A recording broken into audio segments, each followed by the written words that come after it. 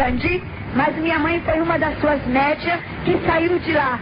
Ela fez cabeça lá dentro do centro do pastor Jurandir e formou um centro. O pastor Jurandir me conheceu pequenininha. Eu já pequenininha, eu aprendi muitas coisas com o pastor Jurandir. Ele hoje é um pastor, talvez ele hoje nem a lembra de mim, porque eu era muito pequenininha, mas eu a lembro dele. E hoje eu me alegro que ele hoje é um pastor. Então, minha mãe começou a fazer os cartãozinhos e sair distribuindo para a cidade de Venda Velha, de São João de Meriti e foi por diante. Pouco tempo, minha mãe, com menos de 2 meses, minha mãe já estava com 300 e poucas filhas de terreiro. Olha como o diabo faz. Com menos de 2 meses, o centro da minha mãe estava cheia, com 300 e poucas filhas de terreiro, preparada, vindo da Bahia, feito cabeça, muito preparada pelos demônios. E eu, aos 12 anos de idade, existe o empregado e existe o cavalo. Eu era empregada do demônio. E meus pais eram o cavalo. O cavalo é aquele que arreia os demônios, invoca os espíritos. Esse se chama o cavalo do demônio. Então, os empregados é aqueles combones que prepara a cachaça, a comida, e enfim, cuida deles quando eles estão incorporados no corpo da pessoa. Então eu era empregada e meus pais eram o cavalo. E nós começamos a nossa carreira. Em pouco tempo minha mãe era muito conhecida com esses artistas, que pouco pequeno eu já fazia show com eles. Então o Martinho da Vila, mas Ângela Maria procurava e dava fortuna para minha mãe, devido a um trabalho. Minha mãe foi uma macumbeira rica, foi uma macumbeira não pobre. Minha mãe tinha vários empregados, tinha 2 carros, nós tínhamos chofé, eu ia para o colégio de carro e voltava de carro. Então minha mãe não foi uma macumbeira pobre. O diabo realmente dava para ela, mas cobrava muito caro também.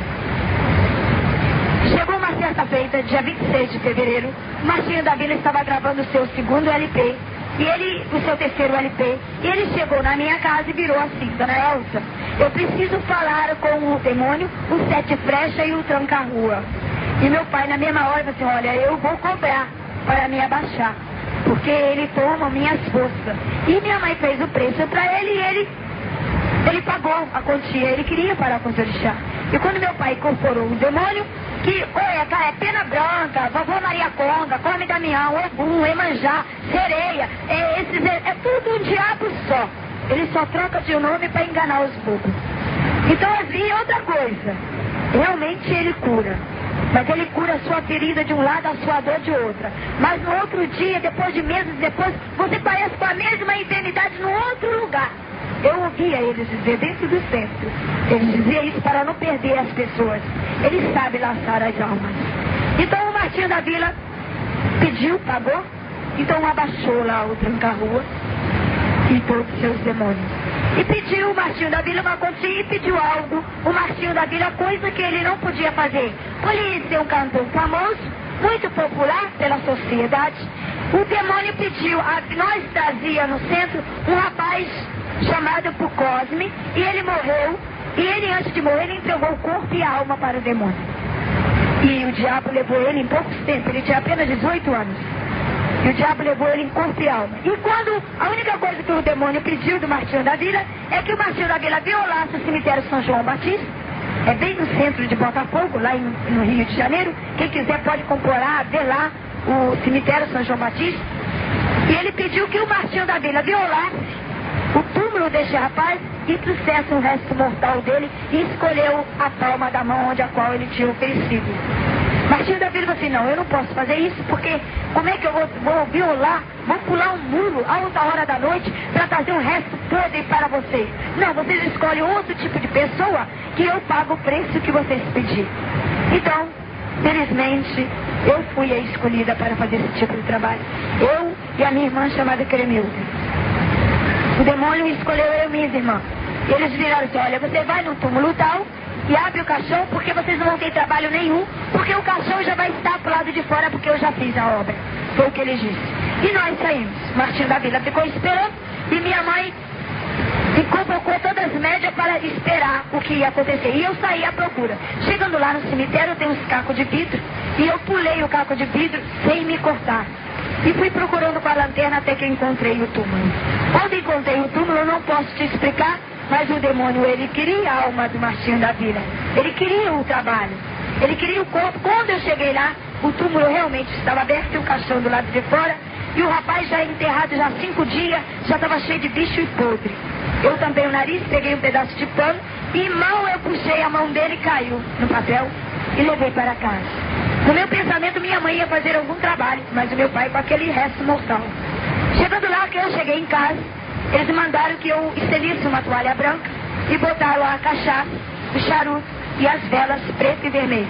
E lá, uma legião de demônios, corporada por vários nomes, e eles dividiram aqueles pedaços de carne podre e comeram. Eu vi a minha mãe comendo, eu vi o meu pai comendo, eu vi as médias comendo, eu achei apavorante. O Martinho da Vila testemunho, viu eles comendo e foi aceito o trabalho. Eu, no dia seguinte, eu senti assim um nojo da minha mãe, mas agora eu entendo que realmente era o demônio. Depois, pouco tempo, havia uma senhora que morava em frente à minha casa e ela achou apavorante aquilo que via pessoas, carros, doutores procurando a minha mãe, e ela, por ser crente, não tinha a capacidade de envolver com pessoas tão famosas igual a minha mãe envolvia. Um dia ela teve a coragem e ela, acabando da sua escola dominical, ela entrou dentro do portão da minha casa. A sessão da minha mãe começava no sábado, às 3 horas da tarde, e terminava no domingo pela manhã. No domingo pela manhã, essa senhora abriu o portão e bateu na porta da minha casa e chamou: Dona Elza, a senhora pode me atender? Minha mãe viu que era ela e minha mãe odiava crente. Ela disse assim, minha mãe, quando viu que era uma crente que estava com a Bíblia na mão, minha mãe bateu com a porta na cara dela. Ela disse assim, começou a insistir, ela não perdeu a fé, ela insistiu. E ela disse assim, minha mãe abriu a porta com raiva e disse, olha aqui, mulher, você vai embora porque eu odeio crente, eu não gosto de Bíblia. Você vai embora que eu não tenho tempo para falar com Bíblia. Estou preparando café para os meus filhos e eu não tenho tempo para perder com Bíblia, não. Aí ele disse, Dona Elza, a senhora sabia que Jesus te ama? A senhora sabia que Jesus quer te salvar? A senhora sabia que Jesus veio para os perdidos? E foi falando de Jesus para minha mãe. E minha mãe foi ficando com raiva, foi ouvindo aquela irmã falando daquelas coisas, e eu fiquei encostada na porta e eu olhava a briga da irmã com a minha mãe. Eu fiquei olhando, puxa vida, eu nunca vi minha mãe falar com nenhum bíblia. E agora eu estou vendo essa senhora, e no meu pensamento eu pensei, essa minha mãe vai pegar essa irmã e vai matar. E aquela irmã pregou para minha mãe de um suor cair no rosto. Aí minha mãe, aquela irmã falou assim, Dona Elza, Jesus, ele morreu na cruz e derramou o teu sangue, não por mim, mas sim pela senhora, por toda essa multidão que serve esse demônio. Quando ela disse que minha mãe era um demônio, minha mãe ficou vermelha. Minha mãe falou assim, olha aqui, mulher, é melhor tu calar a boca porque eu falo com demônio, eu como com demônio, tudo que eu tenho, eu sou milionário, eu tenho dinheiro, tenho posição, tenho chofer, tenho negócios, e eu falo com demônio. Os crentes, eu não vejo, vocês dizem que um Deus que vocês vê lá, prega lá um Deus lá, eu não vejo, só vejo crente andando de porta, então, que não tem o que fazer, eu não passo dessa lei não, olha aqui, é melhor você ir embora. E a irmã como insistiu. O Senhor deu palavra para ela e começou a falar.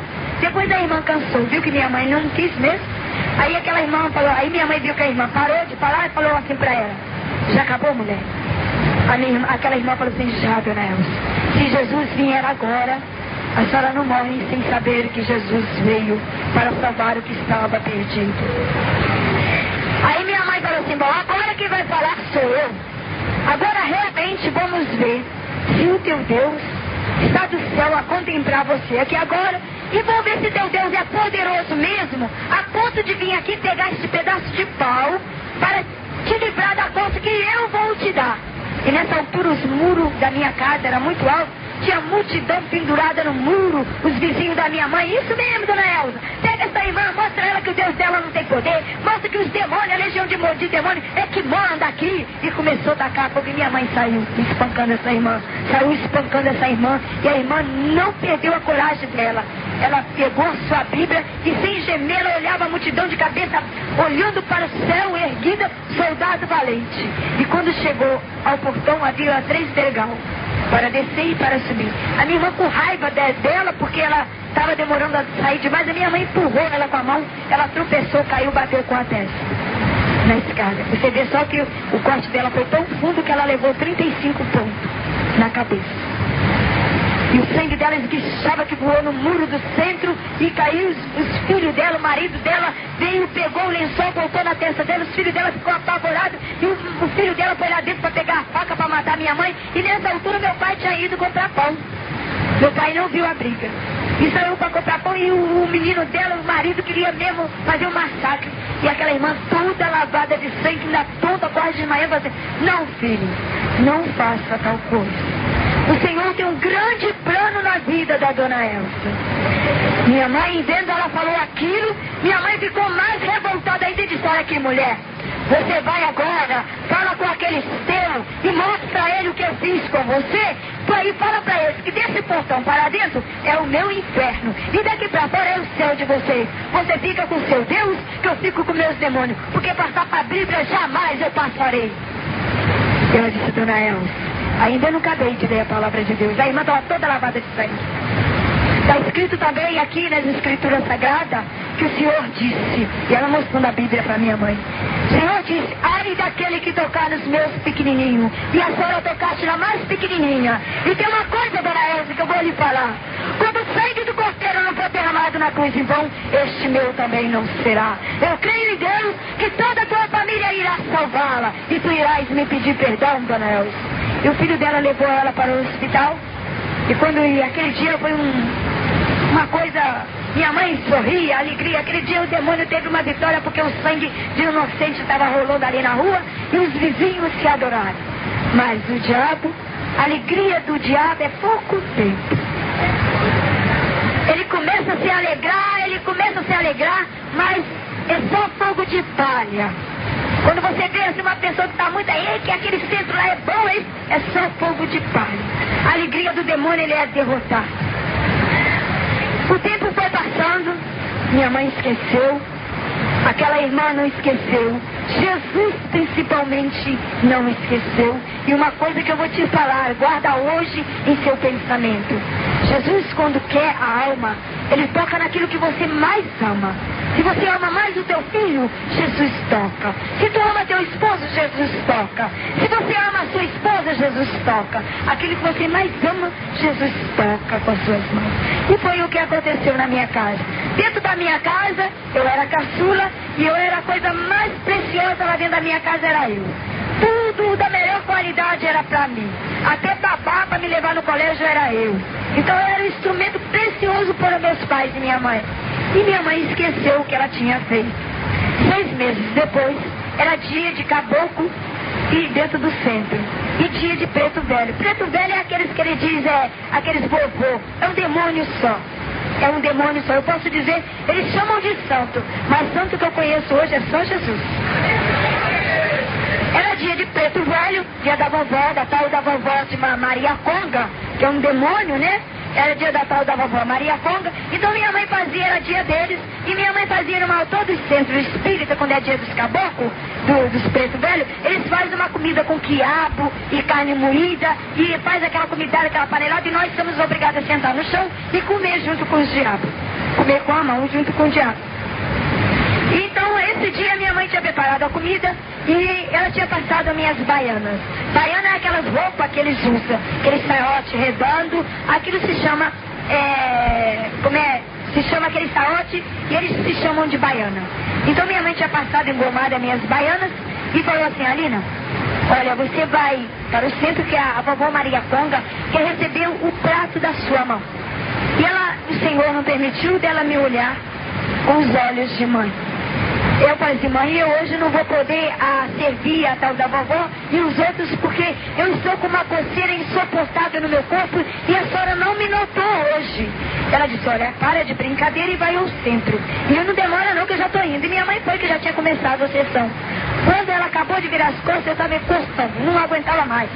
E eu peguei o saleiro que estava com sal e envolvi na água e passei no meu corpo, piorou. Depois eu peguei o álcool, passei no meu corpo, já estava vazando. Eu comecei a pegar a faca de serra, tudo que encontrar, pedaço de pau, passar no meu corpo.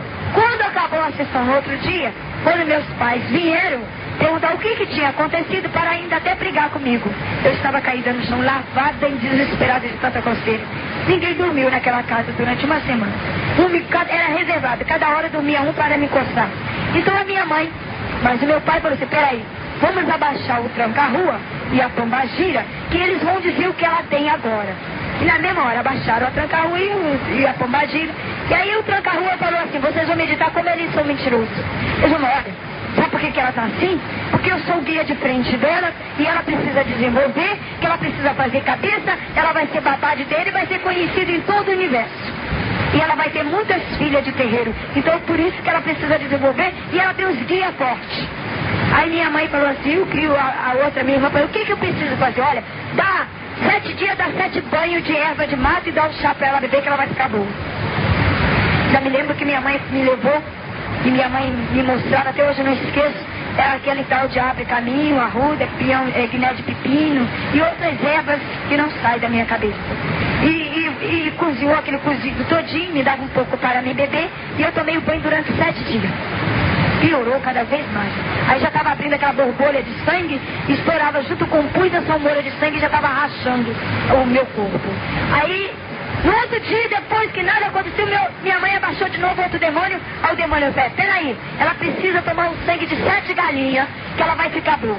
E despacha as galinhas nas encruzilhadas no cemitério. Minha mãe mandou comprar as 7 galinhas e sangrou o pescoço dela e me deu o copo de sangue de 7 galinhas para me beber. Eu bebi o sangue das 7 galinhas, nada adiantou. Amulô lá. Abaixou um tal de Amulô, disse que era pro meu pai comprar um cabrito e sangrar o cabrito e me dar um banho do cabrito, do sangue do cabrito, e deixar o sangue do cabrito podre dentro da casa dos diabos. E depois de 3 dias eu tive que comer durante 7 dias aquele sangue. Meu pai comprou o cabrito, sangrou, eu tomei banho com o sangue do cabrito e dividiu o cabrito, botou no cemitério, na encruzilhada, para ver se eu ficava bom. Não adiantou nada. Quando foi 3 dias depois, minha mãe trouxe o Ogdá. O Ogdá é uma bacia de barro que os macumbeiros usam para fazer despacho. Então minha mãe, quando veio aquele Ogdá com aquele sangue, estava preto e cheio de bicho. Então eu comia durante 7 dias aquela suculezada. Até que acabou.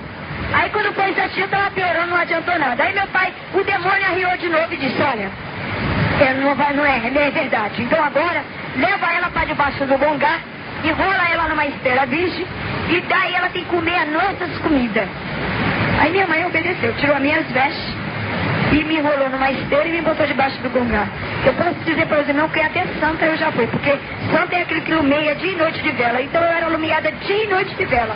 Não podia apagar uma vela, toda hora tinha alguém acendendo uma vela. Ela iluminada dia, parecia uma oferenda. Parecia até que eu já era santa. Então, eu envolvi direito lá debaixo do gongá.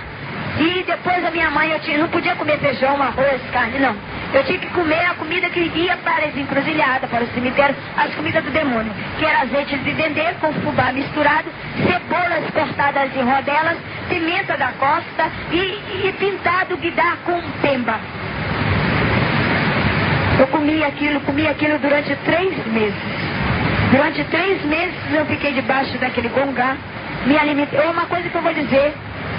Hoje em dia eu posso dizer que eu tenho uma experiência muito grande com o diabo. Ele não me engana. Se tiver uma língua em mistério que eu conheço longe se é de Deus, se é do diabo. Eu conheço a língua em mistério dos anjos, do demônio, e conheço a língua em mistério do meu Senhor Jesus. Então na hora que eu estava comendo ali com o diabo, na hora que eu botava minha mão com o guidá para comer, vocês veem só como o diabo se transforma. Eu botava minha mão para comer com o diabo, uma hora vinha uma mão cabeluda, uma hora vinha uma mão de doutor com anel de grau, uma hora vinha uma mão tão de donzela, uma coisa linda, uma hora vinha mãozinha de criança, uma hora vinha mãozinha de recém-nascido, e assim por diante, ele variava de mão. Então se vê que ele pode se formar por várias coisas. E tinha uma coisa, ele cantava umas músicas tão bonitas que eu já vi dentro da igreja do Senhor aquelas músicas cantar. Mas até aqui, quando eu tenho visto, eu vou lá, o Senhor levante e repreenda, porque não é de mim. Então, irmãos, eu tenho essa experiência com o diabo e com Deus. Então, irmãos, eu deitava na esteira no meio, e eu sentia que do meu lado, eu via que do meu lado havia outro corpo, e do outro lado havia, eu dormia junto com os demônios e eu no meio. Eu sentia a quintura dele, eu sentia o tato deles ali do meu lado. E eu via as risadas dele, eu via os cânticos dele em mistério. Ele canta em mistério, ele profetiza coisas maravilhosas que eu via ele falar em mistério com os meus pais. Eu via ele cantar línguas maravilhosas em mistério dentro do centro espírita. E minha mãe às vezes até distinguia o que ele estava dizendo em mistério. Então passou o tempo e tinha uma senhora que estava fazendo cabeça e ela estava limpando o centro e ela foi olhar como é que eu estava debaixo do gongá. E quando ela levantou a toalha, eu estava morrendo. Então ela correu, chamou Dona Elza e seu José, corre que a Alina está morrendo. Minha mãe se apagou. Minha mãe falou assim, não, eu já gastei tudo para os demônios salvar minha filha. E agora minha filha vai morrer, eu não aceito. Aí minha mulher falou assim, olha, Dona Elza, há coisas que às vezes o demônio não pode curar, mas sim os homens da terra. A senhora, como tem médico na família, realmente nós tínhamos um médico na família e que cuidava de toda a nossa família. Ele já era pago para cuidar de nós. E por que a senhora não leva a Alina para o médico da família? Minha mãe, sem me dar um banho, eu estava cheia de sangue e eu já estava com mau cheiro. Durante o tempo que eu estava ali, eu não podia tomar banho e eu só tinha que me alimentar com aquela comida e com aquele sangue de bicho que os demônios mandavam. Então, do jeito que eu estava, minha mãe me enrolou num pano do gongá e me levou para o hospital. O meu mau cheiro estava tão grande que o pessoal deixou que eu passasse na frente. Quando chegou lá na mesa do médico, que o médico destampou o pano e examinou o meu corpo, chamou a minha mãe e disse, Dona Elza, a senhora pode pagar toda a fortuna que há na terra, mas eu não posso fazer mais nada pela tua filha. Ela disse, doutor, o senhor não pode dar salvação para a minha filha, o senhor não pode tirar a minha filha desse momento. Ela disse, não posso. Eu não posso te explicar, a doença da sua filha é incurável, não tem cura, somente Deus. Agora, se a senhora crê em Deus, a senhora clama todo Deus que existe na face da terra, porque só Ele pode curar a sua filha. Minha mãe me engarrou, começou a chorar, e ela não sabia o que fazia. Ele disse, vou preparar a papeleta dela, o senhor leva a sua filha para casa, deixa que as irmãs dela despede dela, e quando ela sair de casa, deixa que ela despede, que é a última vez que ela irá sair com vida. Ele fez uma papeleta e entregou meus pais. E chegando em casa, minha mãe fez uma reunião com as minhas irmãs e falou que eu seria a última vez que estava me vendo com vida. É a mesma coisa que você está no seu funeral, você viva, sabendo que você vai morrer, e o médico me deu 2 anos só de vida. Meu estado estava pior. E ele enviou para o hospital de Laranjeira, o repousário de Laranjeira, ainda tem esse hospital até hoje lá no Rio de Janeiro, muito isolado, longe da cidade. Então nós chegamos lá, eu vi minhas irmãs desesperadas, meu pai desesperado, gritando pelo pânico que estava acontecendo dentro de casa, e meu pai foi obrigado a suspender a sessão durante o tempo que eu estivesse no hospital. Então, quando eu cheguei no hospital, havia um médico que estava me esperando. E esse médico falou assim, Dona Elza, daqui para dentro, a senhora não poderá entrar. Agora, quando chegar a hora, eu vou mandar buscar a sua filha, não sei o que vai acontecer, mas nós vamos fazer o que pode para dar o tempo de vida de 2 anos para a sua filha. E eu vi a minha mãe desesperada, chorando, ela não teve coragem de olhar para trás.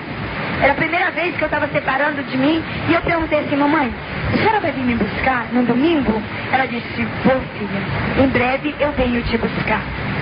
E ela me deixou na mão do médico, e quando eu cheguei, vocês pensam, na mesma hora que minha mãe acabara de sair, era 5 horas da tarde, na mesma hora que eu estava com a minha mãe, entrava uma ambulância. Uma ambulância, ela entrava com uma jovem, por nome de Aline Lírio das Neves Nogueira. Só tinha um Nogueira. Aline Lírio das Neves Nogueira. E só tinha um Nogueira de diferença. Tinha a mesma idade, a mesma cor, o mesmo nome, o mesmo tamanho, a mesma doença. E essa ambulância entrou e eu entrei e fiquei no meu leito. Quando eu cheguei no meu leito, havia uma senhora que estava morrendo, e eu perguntei aonde que eu estava para aquela senhora, e a senhora virou para mim e disse, aqui é o hospital do que entram vivos e saem mortos. E eu me apavorei de ver aquelas coisas. Na mesma hora, poucos minutos, eu enganava o guarda e fugia. E naquele mesmo minuto, no outro dia, essa Aline morreu. Essa Aline morreu, no dia seguinte meu pai recebia o carro da funerária, dizendo que a filha de José e da Elza Lírio das Neves havia falecido, que seria eu. Então o motivo dos meus pais não me procurar, porque eles pensou que essa Aline seria eu. Então meus pais pegou essa Aline e enterrou no meu lugar, sendo eu que estava viva. Então eu corri daquele hospital e quando foi às 6 horas da noite eu estava na cidade ali em Copacabana. E eu, como toda criança que corre, anda o dia inteiro, eu deitei ali na calçada. E quando foi pela manhã, no dia seguinte, eu acordei com o barulho dos carros. Eu fui para a beira da praia, lavei meu rosto, e as moscas já estavam voando sobre o meu corpo, e comecei a brincar um pouquinho na areia da praia. Depois me deu fome. Começou a me dar fome porque eu não tinha tomado meu café como de costume. Então eu estava em lugar estranho, lugar diferente, não sabia voltar para casa, não sabia onde estava direito. Por eu morar no Rio de Janeiro, meus pais não me levavam no centro da cidade, era de casa para o colégio, do colégio ainda de carro. Eu não tive tempo para conhecer o que é o mundo, o que era a vida. Então, eu vi na minha cabeça, eu vi muitos apartamentos e falei assim, eu vou procurar trabalho. Mas eu esqueci que dos meus braços, das minhas pernas, descia são moras de sangue. Estava condenado, estava inchado, estava condenado pelos médicos. E eu esqueci que eu tinha uma doença condenada. E eu esqueci disso. E fui pedir emprego. Eram 7 horas da manhã, eu comecei a pedir emprego. As madames abriam a porta, perguntavam a minha idade, olhava para mim e batia com a porta na cara. E eu fiquei de 7 horas da manhã até meio-dia, sem tomar o café e sem achar o trabalho. Depois, eu peguei uma latinha de gordura de coco carioca e eu estava sendo meio frio e fui apelar pela comida. Eu comecei a pedir comida pelas madames e quando já era 1 hora eu já estava quase desmaiando de fome. Eu vi uma empregada que abriu a porta e eu dobrei o joelho diante dela e pedi a ela, pelo amor de Deus, que ela me desse qualquer comida que ela tinha encontrado na cozinha, mesmo que tivesse podre. Ela disse, olha, eu tenho uma comida aqui que eu vou jogar fora no lixeiro, mas já que você é mendigo, é necessitado, eu vou botar para você. E eu disse, esperei lá no meio-fio da rua.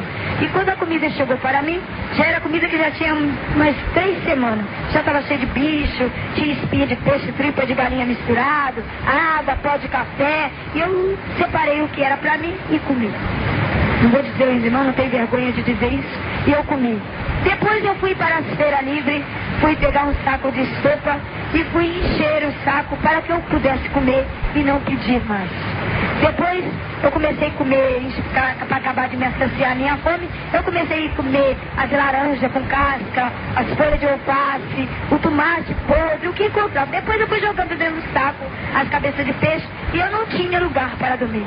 Um dia eu dormia em casa abandonada, um dia eu dormia em carro velho, e assim um dia eu dormia na calçada, um dia eu dormia na areia da praia. Tempo de frio, eu cavava um buraco na areia da praia e me esquentava pela areia da praia. Eu não tinha. Eu agradeço hoje a Deus o pouco que eu tenho. O mar me deu muito alimento. Muitas vezes havia morte de peixe e eu não queria saber da onde via, de que morreu. Eu comia aqueles peixes achados que boiava, às vezes já morto. Eu comia aqueles peixes. As cabeças de peixe, você pega uma cabeça de peixe de 3 dias e deixa pro lado de fora para ver o que acontece. Enche de bicho. Pois eu já comi cabeça de peixe cheia de bicho lavada nas ondas do mar do Rio de Janeiro. Às vezes a onda levava as carnes cheias de bicho, só voltava para mim o osso. Eu não vergonho de dizer. Eu também não me envergonho que eu já fiquei nas portas assim dos lanchonetes e às vezes eu via todo mundo de paletó e gravata. Para mim todo mundo era crente. E eu tenho uma cicatriz nessas minhas mãos que ela me condena até hoje. Essa mão minha, ela se rachou e deu bicho, minha mão era inchada. E dentro dos ferimentos as moscas botaram ovo e deu bicho, escorrer pelas minhas mãos. Bolinho, sanduíche, para mim, era muito difícil eu conseguir. Às vezes eu esperava alguém largar um restinho de refrigerante no copo, eu virava na boca, um pedaço de coxinha de galinha jogava na lixeira, eu ia lá, apanhava, comia. As migalhas que caíam no chão eu comia para mim. Eu não me vergonho de dizer isso não, para que você veja quem é Jesus. Depois, havia um senhor, eu não esqueço até hoje. Esse senhor comprou uma coxinha de galinha. Por ele ver o meu estado, as minhas mãos, jogou a coxinha de galinha pro meio fio. E eu corri atrás, o carro passou, levava sempre a metade, ficava no pneu e o que sobrava eu comia. Não me vergonho que eu já fui em espetáculo. Eu era rejeitada pelos próprios mendigos. Os mendigos não me aceitavam, a sociedade não me aceitava. E eu fiquei abandonada, longe de tudo e sem saber o porquê. sem saber do motivo do meu sofrimento, sem eu ter feito nada com ninguém. Mas eu estava ali nessa jeta, pagando um preço que eu não sabia de onde que era. Depois, os mendigos faziam amizade comigo assim. Eles me pegavam pelo braço e me jogavam diante do carro. Muitas vezes o espelho do carro batia no meu rosto e eu caía desmaiada e acordava no outro dia com a orelha cheia de sangue, botando sangue pela boca, porque eu sofri acidente. Então os mendigos me davam, me batiam de paulada para ver se eu morria. Muitos mendigos às vezes me levavam, me jogavam na areia da praia, me jogavam dentro do mar. Eu já sofri tudo isso. Depois, certo momento, eu estava sentado em Ipanema e estava pensando aonde estavam os meus familiares. Por eu ser tão amada pelos meus pais, por eu ser tão amada pelas minhas irmãs, por eu ser tão amada pelos meus familiares, e eu estava isolada daquele mundo que não conhecia. Apareceu 3 jovens perto de mim, e um ficou vigiando a polícia e 2 ficou sentado e eu no meio. Eles perguntaram meu nome e eu disse que meu nome era Alina. Ele disse assim: Alina, você quer trabalho? Eu disse que queria. Ele disse assim: olha, eu tenho um trabalho para você que vai te dar dinheiro e que irá te curar, e aonde você vai ganhar muito dinheiro para você voltar para casa. Eu disse: eu quero trabalhar. Ele disse assim: mas o nosso trabalho tem que fazer um teste. Eu disse: que teste? Ele disse: você conhece o que é isso? Ele estava envolvendo em sua mão um cigarro e perguntou se eu conhecia maconha. Eu disse que não. Ele disse: pois é, o nosso primeiro teste é esse. Como de costume na quadrilha, nós queremos que a pessoa fuma maconha, mas no que é o teu caso, que vai ser muito especial para nós vamos querer que tu come a maconha. Fumar já é horrível, comer pior ainda. Eu disse: não vou comer a maconha. Ele disse: ah, você vai comer a maconha. Eles só davam o sinal. Eles me pegaram pelo braço, me levaram para a areia da praia e começou a me bater. Eles me batiam um bocado e me jogavam dentro da água do mar. E me batiam outro bocado e jogavam dentro do mar e disse: você come ou você morre? Eu disse: não, não quero. Então espanca ela de novo. Depois que ele estava cansado, que eu já estava inchada, que meu olho já estava roxo de tanto apanhar, minha boca já estava toda arrebentada de sangue, ele puxou o 38 e apontou na minha cabeça com o gatilho já apontado. Ele disse mais uma vez: agora ou você come a maconha ou você morre aqui, porque para mim você não faz diferença e para o mundo será um mendigo a menos. Eu disse: não, eu como a maconha. Ele sorriu, assim: dá a maconha para ela. E eu comi a maconha. É uma coisa horrível, irmão. É uma coisa péssima, é uma coisa... Eu não quero que ninguém faça isso, porque é péssimo. Depois eles começaram a rir e perguntou se eu gostei. Mas eu estava tão apavorada que eu ficou amargo. Depois ele disse: agora pega 4 bolinhas, você vai conhecer o que é bolinha, e mostrou. Sabe o que é isso aqui? Isso aqui é bolinha. Você vai ver que gostoso é tomar a bolinha. E jogou as 4 bolinhas na minha boca. Depois ele pegou um pacotinho e disse: olha, isso aqui se chama pozinho da Loló.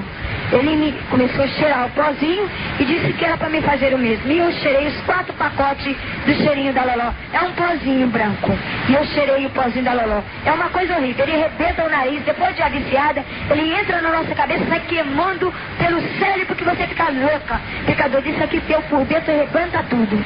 Depois ele disse: agora você vai conhecer a droga maior que existe.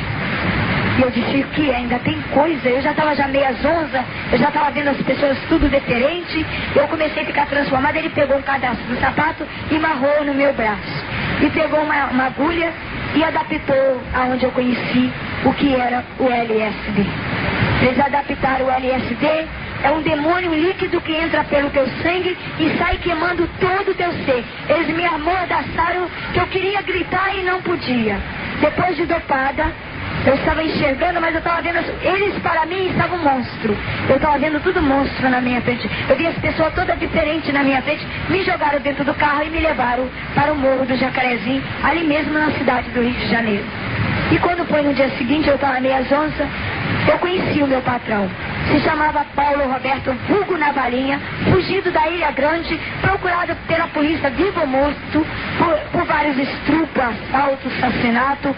E ele tinha uns homens de 10, 20 homens trabalhando. E comigo era 21 anos.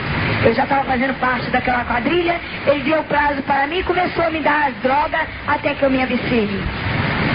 Depois eles me deixaram uma semana sem a droga, e depois que a gente vicia das drogas, muitas vezes eu roubava a roupa do vizinho para vender maconha, para comprar maconha para mim. Muitas vezes eu roubava as coisas dos outros alheios para comprar o LSD para mim. Eu não tinha lugar para adaptar o LSD. Eu adaptava na cabeça, eu adaptava muitas vezes, os irmãos podem notar que essas veias minhas, ela é um pouco delatada. Ela era pior. Mas agora Deus fez essa transformação no meu pescoço, na minha voz. Pela lei dos médicos, eu nunca mais iria cantar, iria falar, porque quando eu falava, eu jogava sangue, foi devido à agulha de tanto adaptar e o LSD, a agulha a ser rejeitada.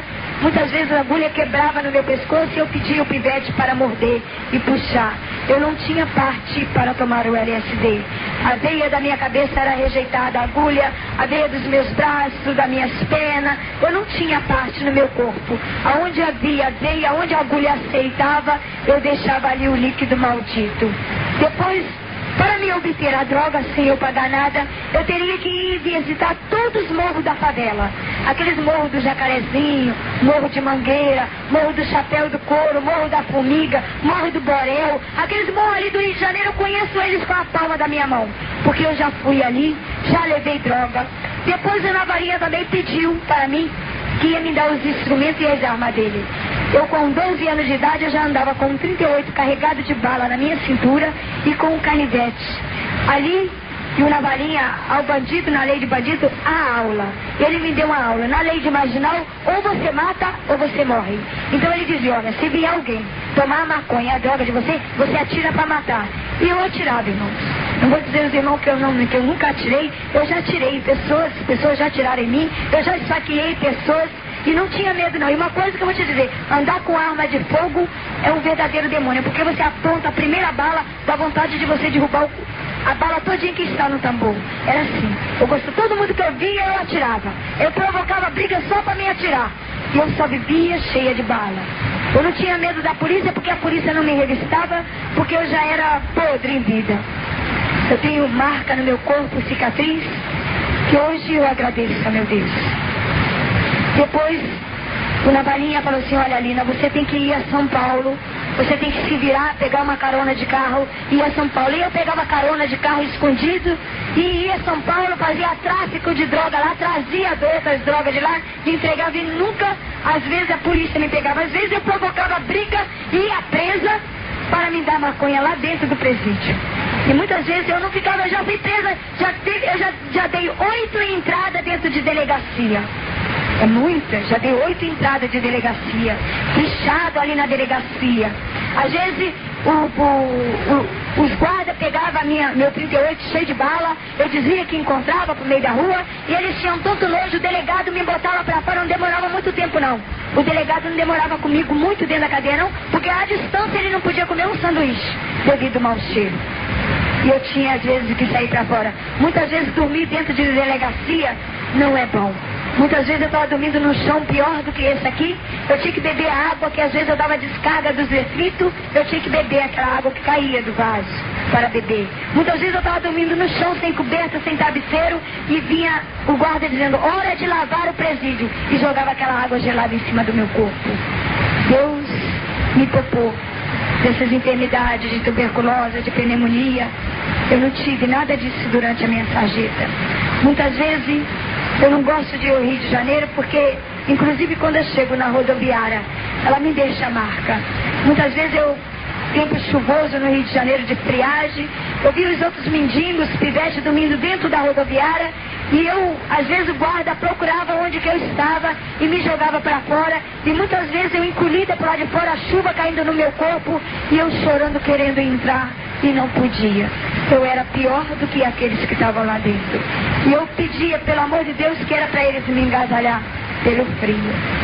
Mas hoje eu amo esse Deus que me transformou.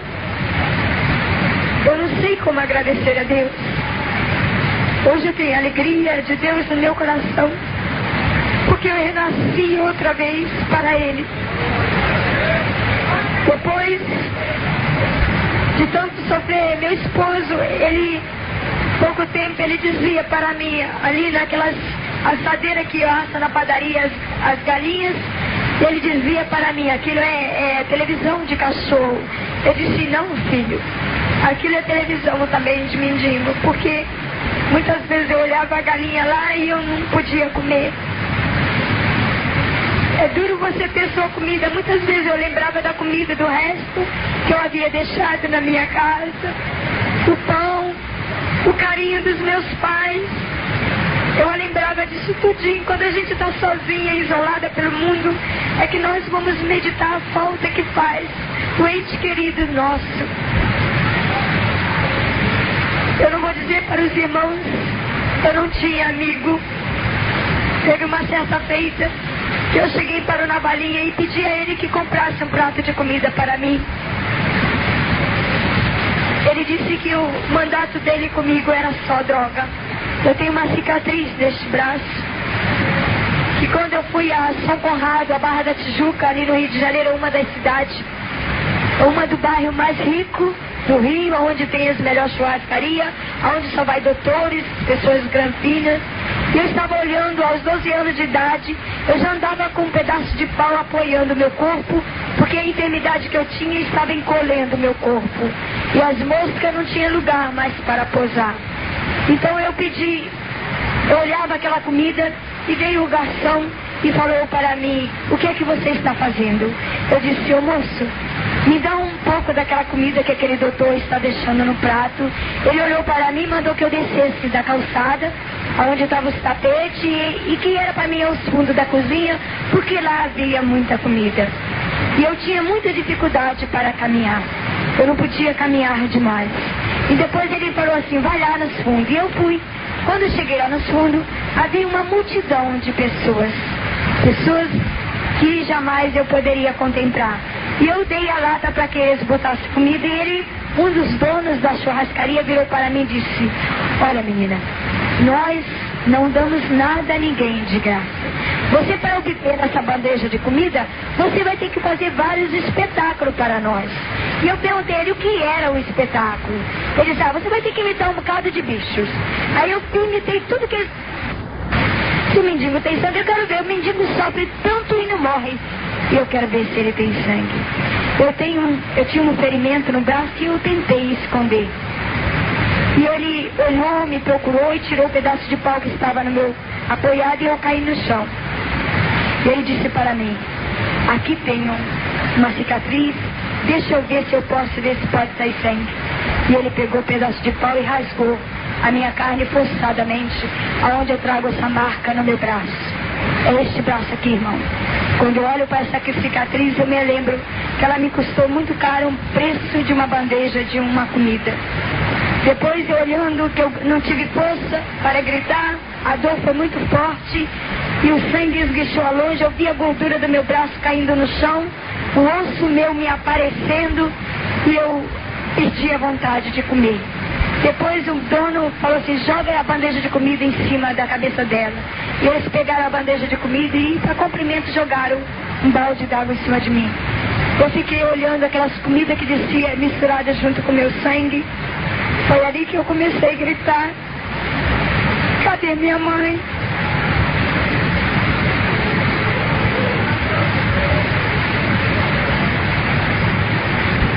Foi ali que eu senti a falta, a dor dos meus pais, que naquele momento eles não estavam ali para amarrar os meus braços.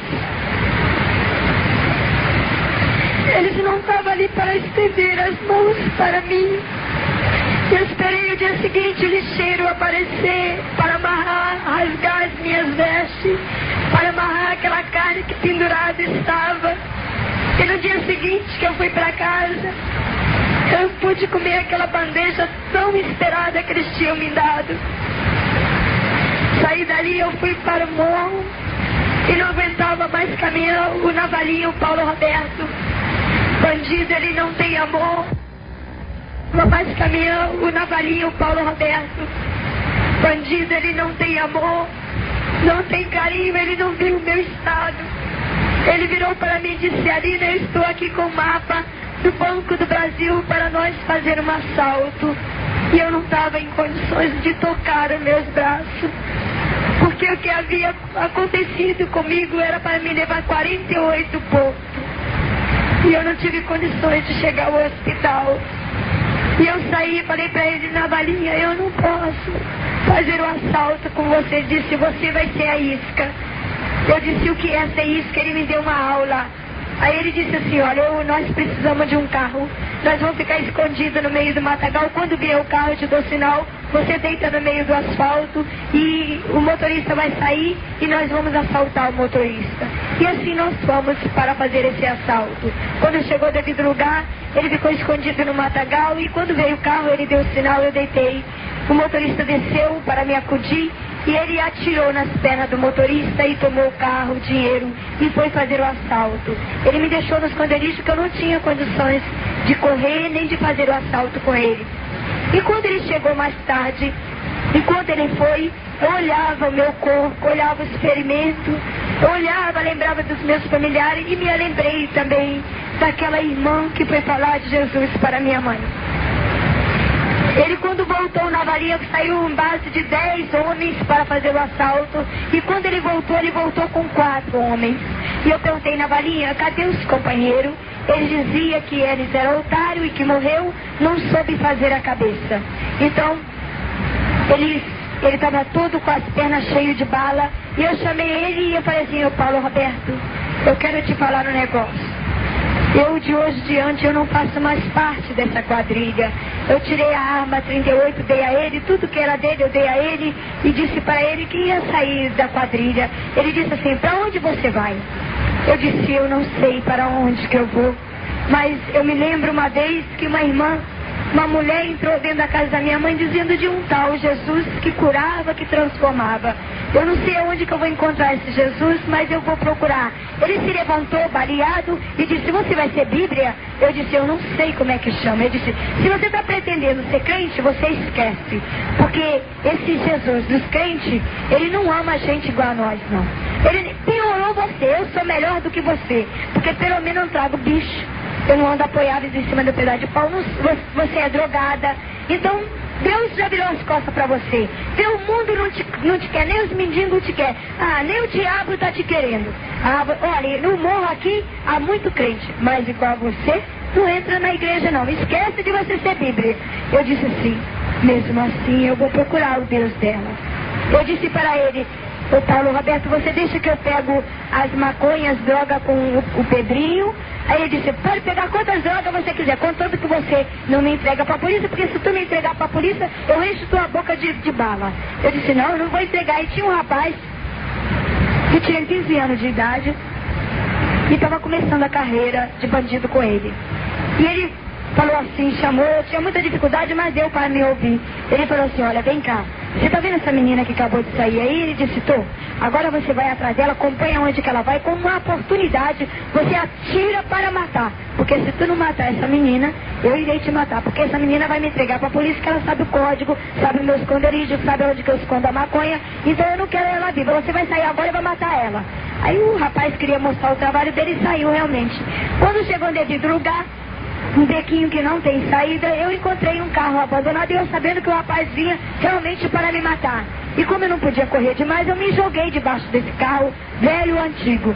O rapaz atirou mesmo na lataria do carro, mas estava muito velha, ela foi desmanchando a lataria. E a patrulhinha estava fazendo ronda e começou a ver o que estava acontecendo e começou a trocar tiro com o rapaz. Até que uma das balas atingiu ele e veio todo o bando do esconderijo veio ver. A única coisa que eu me lembro é que eu realmente ouvi a perna do Paulo Roberto trocando tiro com a polícia. Eu acordei no dia seguinte no hospital do Miguel Couto, ali da própria cidade do Rio de Janeiro. Chegando lá, eu estava deitada em um colchão, no pronto-socorro no chão. Ainda me lembro que era um colchão forrado com plástico azul. E eu estava deitada ali, o médico estava dizendo que ali não era o meu lugar e que no meu caso ele não poderia cuidar. E o guarda, tinha um guarda do meu lado. E o guarda, quando eu acordei, o guarda falou assim, você está bem? Eu disse que estava. Ele perguntou assim, quantos anos você tem? Eu disse 14 anos. Ele disse assim, qual é o seu nome? Eu disse, meu nome é Alina. Ele disse, e começou a escrever. Eu falei para ele, você vai me levar presa? Ele disse, não. eu não vou te levar preso. Sabe o que é isso? Eu sou crente e vou levar o seu nome para o circo de oração. E lá na minha igreja, o Senhor irá te visitar. Eu virei para ele e falei assim: ô moço, eu vou te falar uma coisa. E comecei a mostrar os buracos nos meus braços para ele. Disse: você está vendo esses buracos? Ele disse: estou vendo. Você: isso eu sou, tomo droga. E comecei a mostrar o buraco da minha cabeça, das minhas pernas. E falei assim: eu sou uma drogada. Seu Deus não está me vendo. Aonde está ele? Ele disse: olha, Alina, Jesus te ama de uma maneira muito especial. Eu disse assim: seu Jesus aceita gente que tem bicho no corpo? Ele disse: aceita. Ele disse: eu falei: seu Jesus aceita gente dessa maneira igual eu estou aqui condenada? Ele disse: aceita. Ele disse assim: eu nunca vi seu Jesus. Ele disse assim: Alina, um dia você vai conhecer quem é Jesus. Ele saiu dali, pegou um dinheiro, botou nas minhas mãos para que eu comesse um prato de comida quando eu saísse dali. Quando ele foi embora, ele saiu chorando dali por ele ser crente e me ver naquele estado. E quando eu recebi alta, eu sentei assim no meio fio, perto do hospital, e teve um garoto, hoje ele é vivo, o Pedrinho. Ele chegou, ele tinha uma idade de 10 anos de idade e era muito meu amigo. O Pedrinho veio com o jornal debaixo do braço e perguntou: Alina, aonde você estava? Eu disse: Pedrinho, eu estava no hospital, estou saindo agora. Ele disse: então você não já leu o jornal não? Eu disse que não. Ele disse: olha o que está aqui. Ele abriu o jornal e me mostrou. E estava escrito assim: o Globo Notícia do Dia. O Morro do Jacarezinho está livre e salvo pelo bando do Paulo Roberto vulgo na balinha. Achado o dinheiro do assalto, feito no dia tal, ele foi dizendo, tudinho. E toda a sua quadrilha estão mortos. O Morro do Navalinha, o Morro do Jacarezinho estão salvos. Aí eu pude contemplar que Deus me tirou antes dessa hora. Aí eu pedi, eu olhei e eu falei assim: Pedrinho, será que a polícia sabe que eu sou da quadrilha? Aí os meninos: não, a quadrilha não sabe nem que você existe. A polícia não está nem sabendo.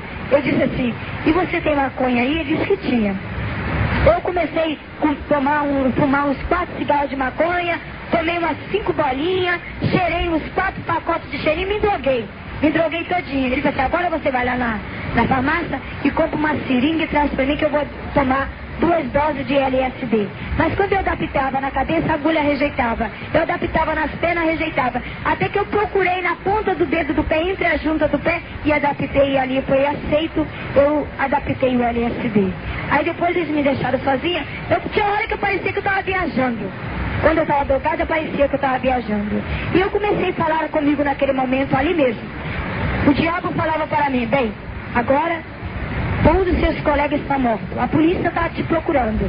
Eu, se fosse você, acabava com a sua vida. Porque se a polícia te encontrar, você vai morrer de toda maneira. A primeira coisa que eu fiz foi pegar um pedaço de caco de vidro e retalhei as minhas virilhas. Eu estava tão drogada que eu não sentia dor. Eu via meu sangue, eu cortava fundo mesmo. Eu via meu sangue pular a distância que voava no meu rosto, a quentura do sangue.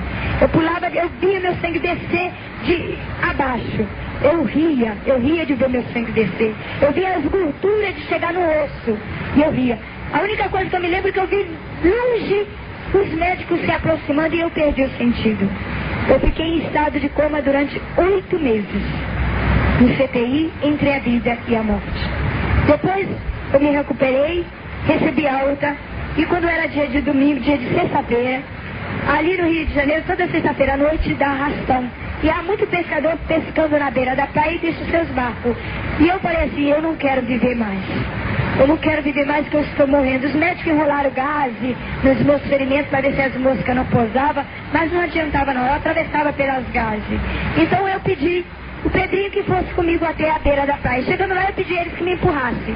Quando o barco estava distante, que as ondas do mar é muito alta à noite, eu vi os pescadores pequenininhos e pulei dentro do mar. Eu falei: bom, agora eu me jogo, quero ver se alguém vai me encontrar. Aí eu morro mesmo, não tem mais ninguém que vai me achar. Eu acordei 9 meses depois em estado de coma no mesmo hospital, no CTI. Só que meu estado agora era pior do que o primeiro.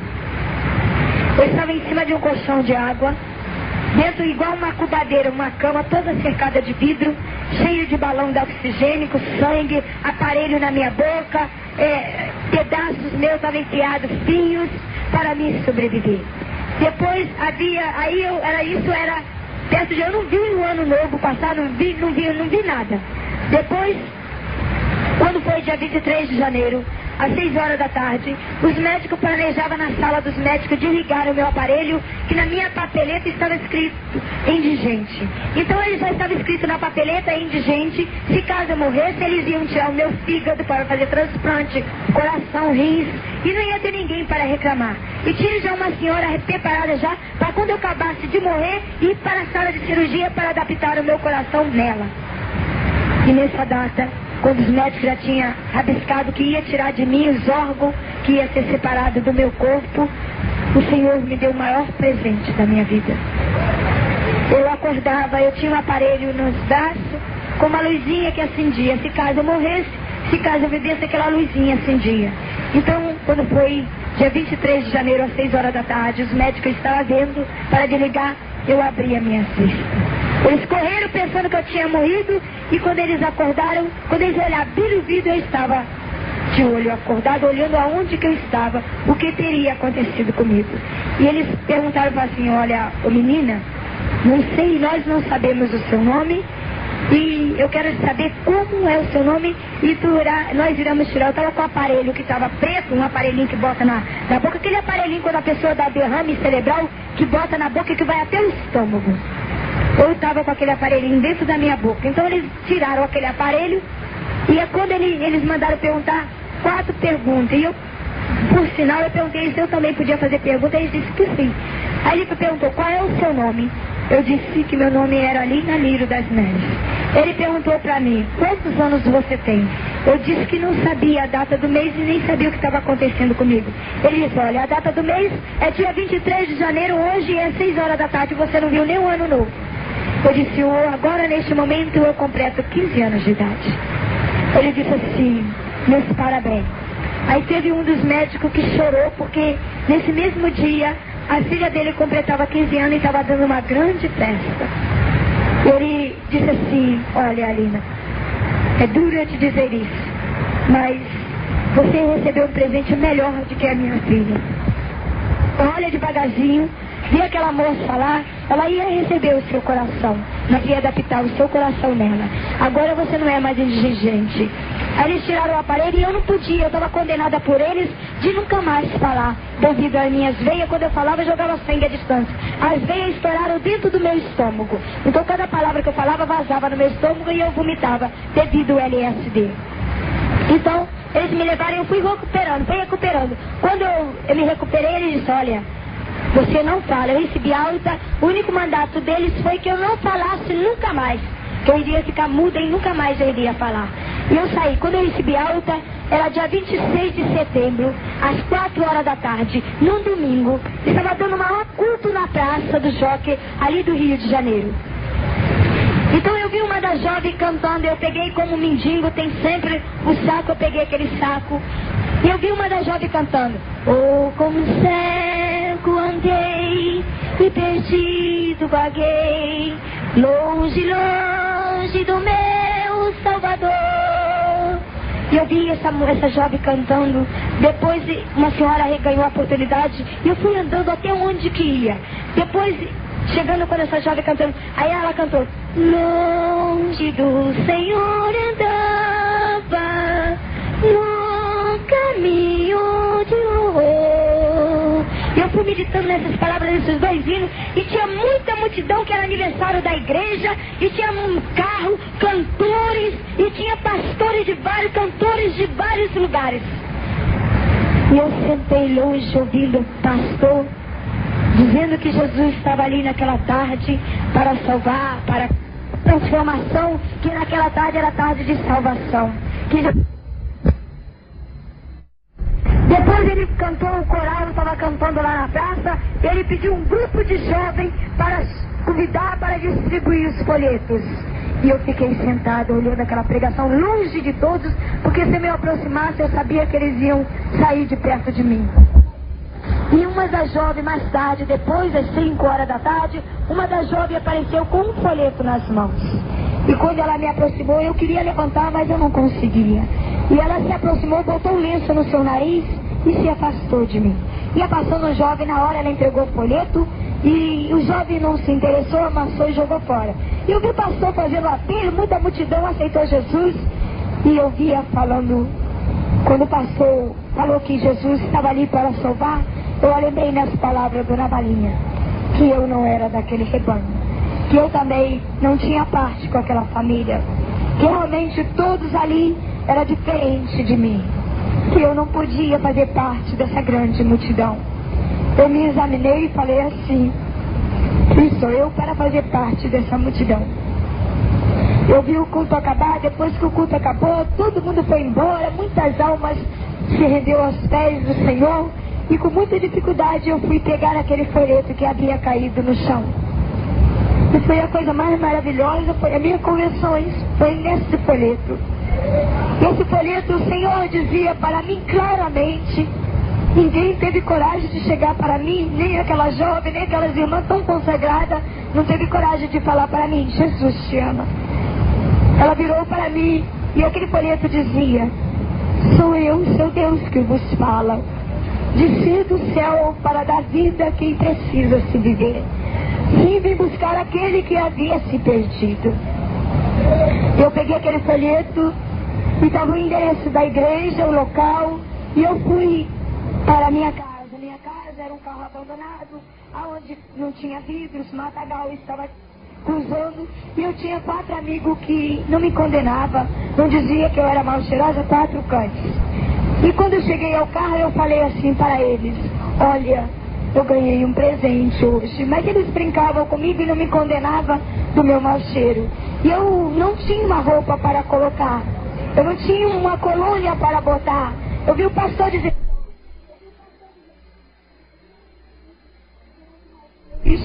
cheia de mau cheiro.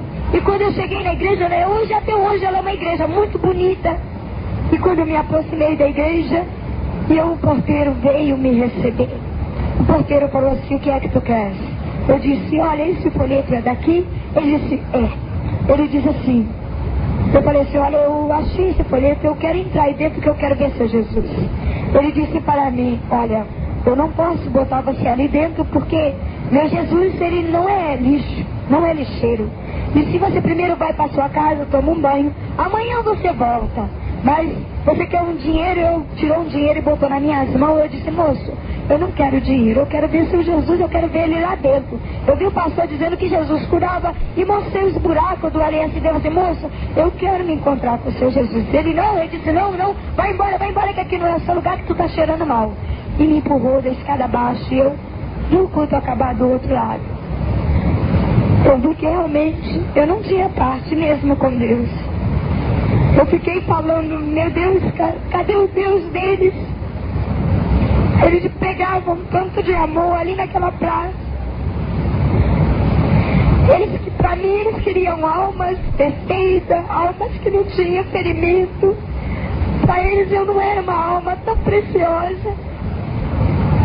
Eu não pedi a esperança. Eu fui na segunda-feira, eu voltei à igreja. Quando foi na terça-feira eu voltei, na quinta eu voltei. De quinta para sexta eu não pude mais voltar. O bicho tomou na minha vista. Eu fiquei cega das 2 vistas, entrei em pânico dentro do carro.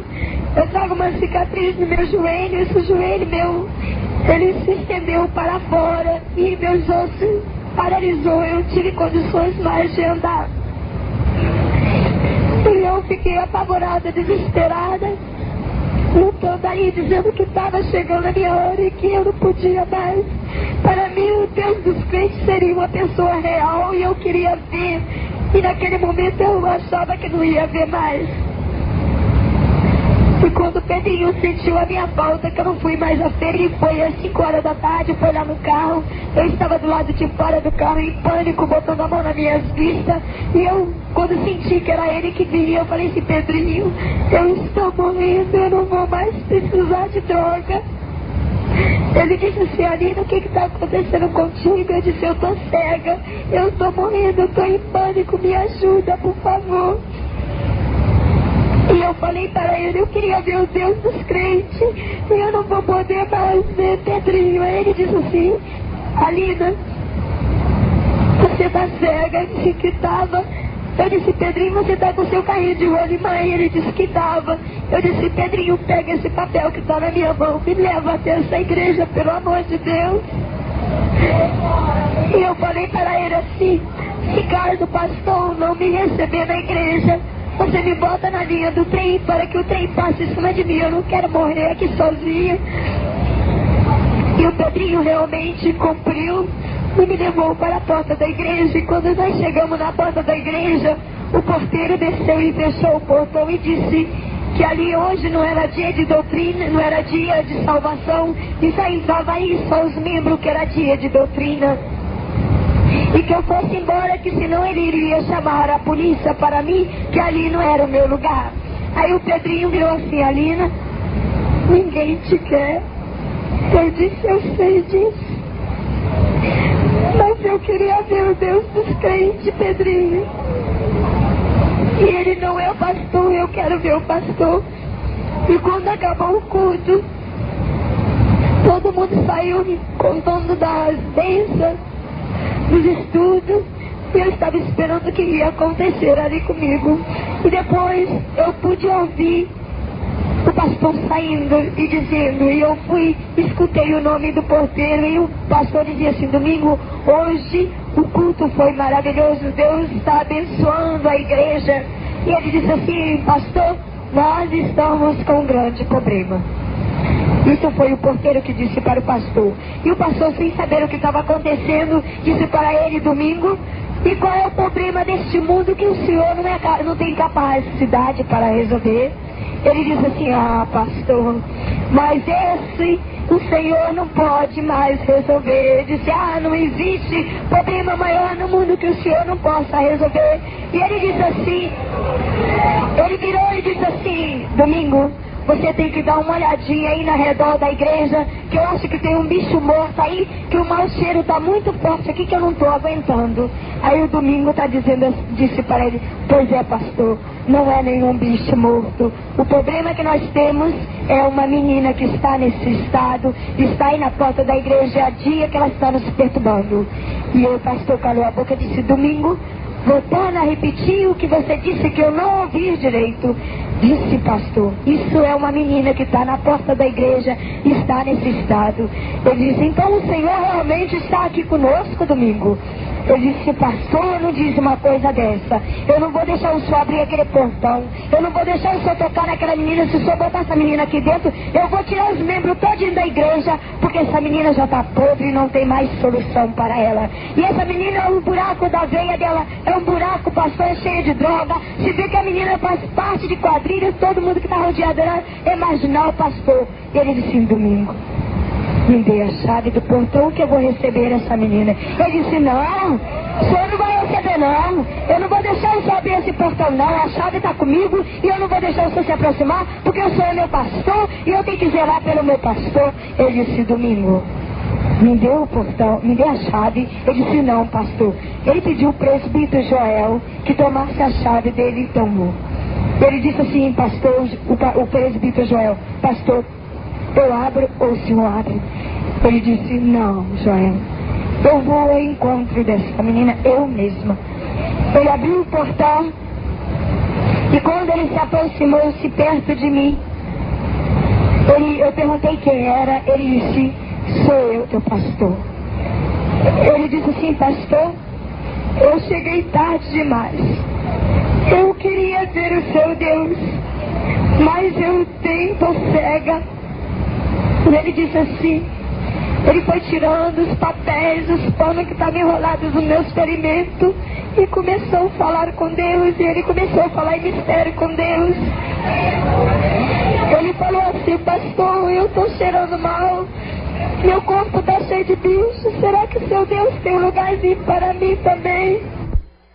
Ele disse, se tu contemplasse a glória de Deus.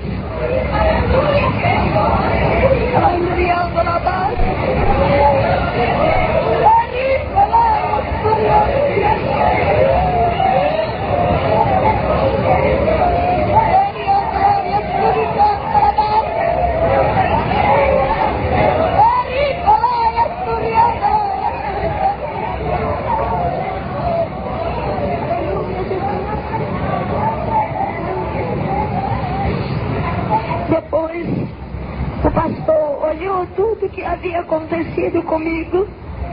Ele fez o apelo, eu aceitei Jesus e eu falei para ele: eu não estou vendo, seu Deus, porque eu estou cega, né, pastor? Ele disse: Deus já está te tocando neste momento. Ele me pegou pelo colo, ele disse assim: eu não vou segurar nas tuas mãos, eu não vou te saudar te dando as minhas mãos. Ele disse: eu sei, pastor. Ele disse: eu quero te dar um grande abraço e receber como minha filha. Aleluia, glória a Deus. Ele me abraçou, que fazia tempo que eu não recebi um abraço, e me recebeu como sua filha. A mulher dele era estéril, não tinha filho, e ele me levou para sua casa.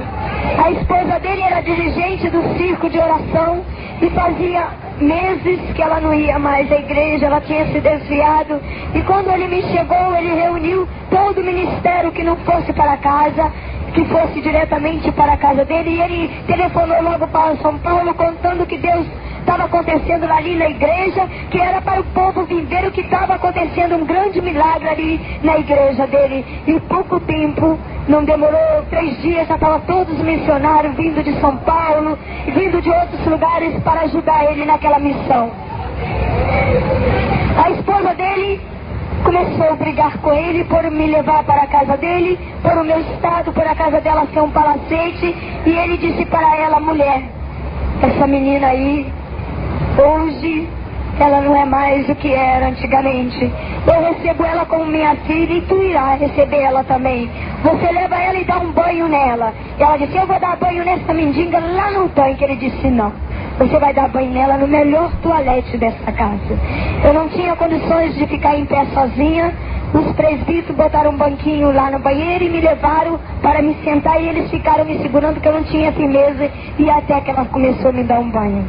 Ela me deu um banho de muitas horas porque ela via os bichos saindo do meu corpo, e o pastor disse: eu vou deixar você 1 minuto com ela, para que você contemple cada bicho que sai do ferimento dela.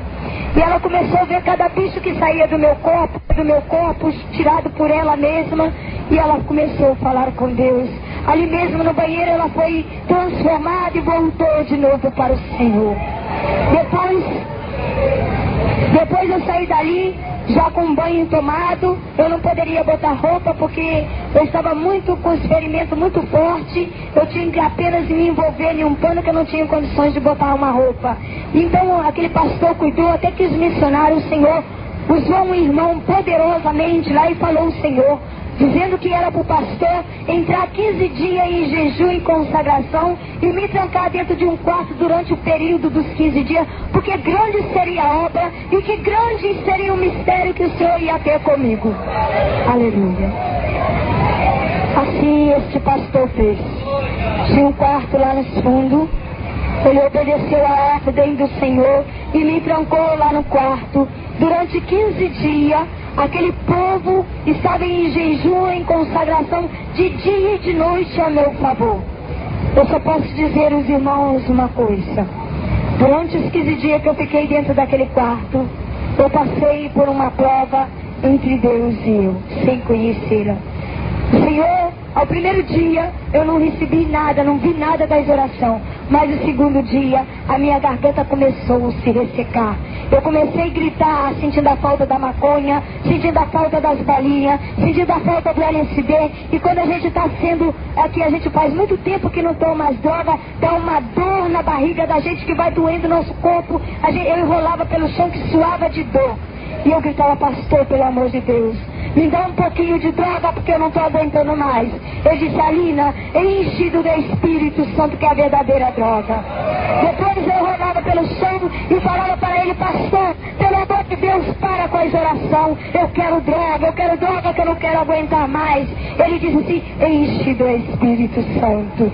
Depois o diabo entrou ali dentro e falou para mim: olha, Não liga para que aquele povo, aqueles bobos tá falando ali fora, não. Tudo que ele está falando é mentira. Eu te amo e eu te quero. Tu sabe que nós vamos fazer milagres junto. Então eu vou te ajudar. Você morde a sua mão e o seu braço e arranca um pedaço da tua carne e bebe o teu sangue, que dentro do teu sangue tem droga. E tu vai ficar curada agora.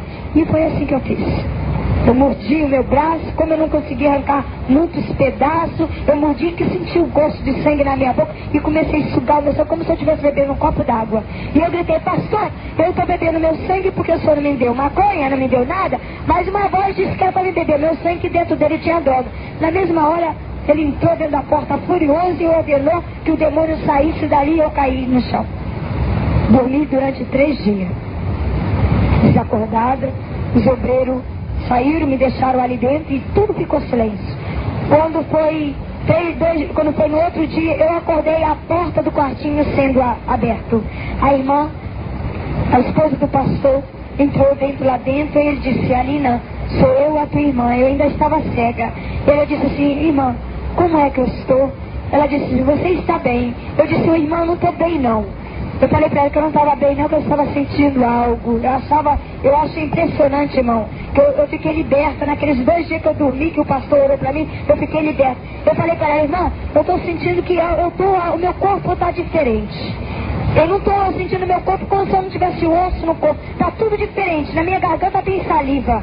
E eu cuspi para ela. Eu não tinha, que o maconheiro, quando é viciado, ele não tem saliva. Ele cuspe e não tem cuspe. E eu cuspi e saiu cuspe.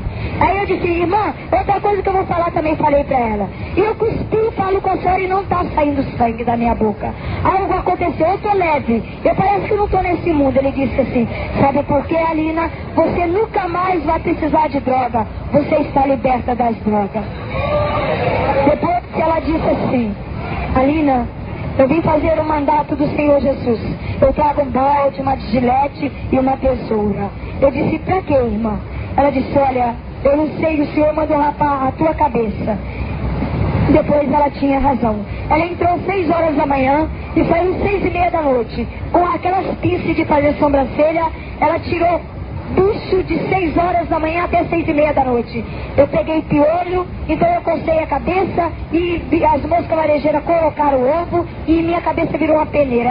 Minha cabeça era inchada, era maior do que o corpo de tanto bicho, que fazia espuma e descia de rosto abaixo. E essa irmã tirou os bichos todinho da minha cabeça. Quando estava faltando poucos dias, eu sentia que minha cabeça murchou. Eu estava curada da minha cabeça. Mas eu botava a mão nas minhas vistas, eu sentia que eu estava na escuridão.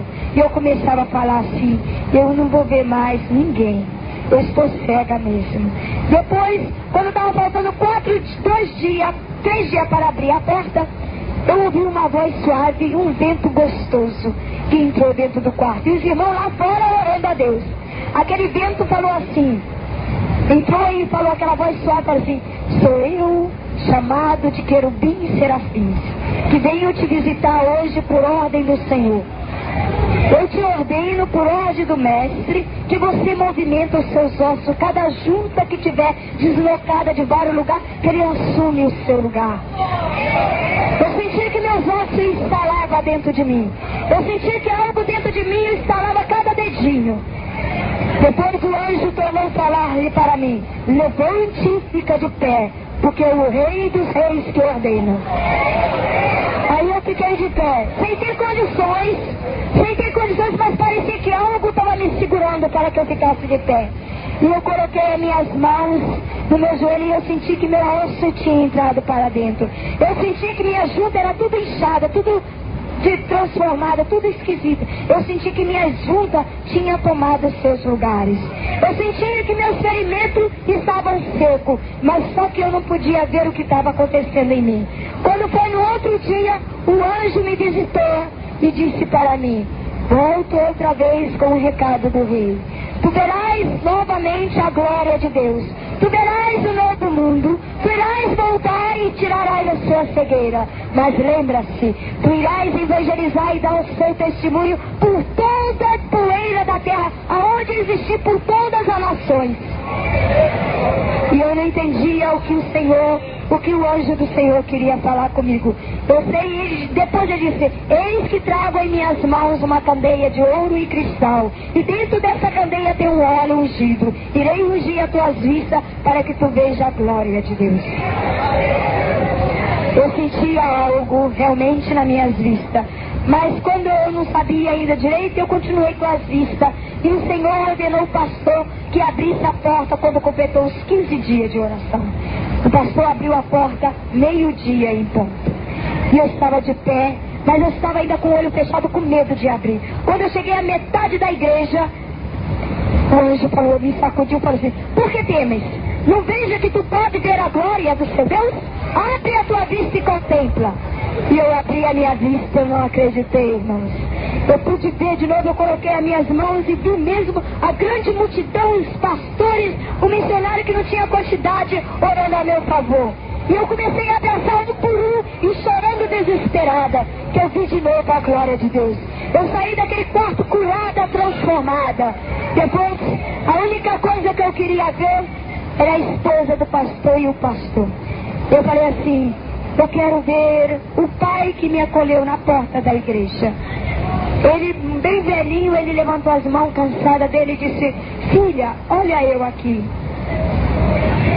Aí, irmão, eu agarrei ele e disse para ele: hoje eu te abraço e te agradeço, porque o Senhor respondeu as suas orações. Nós saímos dali. Ele saiu evangelizando, avisando no morro, nas favelas, dizendo o que Cristo fez na minha vida. Então os mendigos pensavam que eu tinha morrido, os pivetes tinham pensado que eu tinha morrido, e ele anunciou que eu ia domingo para a igreja, e ele anunciou que as portas estavam abertas para que todos vissem o grande milagre. E no dia que eu cheguei à igreja, as portas estavam abertas e havia mais mendigo do que tudo. Havia prostituta que não acreditaram. E quando eu entrei na igreja, já fui falando: olha, o Deus dos crentes cura mesmo, o Deus dos crentes transforma mesmo. E quando os mendigos viram eu entrar, realmente, eles me sacudiram: Nina, é você mesmo? Eu disse: sou eu mesma. Eu disse: eu quero aceitar Jesus. Quando eu estava na metade da igreja, a primeira pessoa que veio ao meu encontro, chorando, desesperado, foi o Pedrinho. Eu disse: Nina, obrigado, que Jesus, o Deus dos crentes, te recebeu. E não ficou um mendigo sentado no banco que não aceitou Jesus. Foram mais de 200 mendigos, eu não estou contando os pivetes, só pessoas adultas, foram 258 mendigos que aceitaram Jesus aquele dia.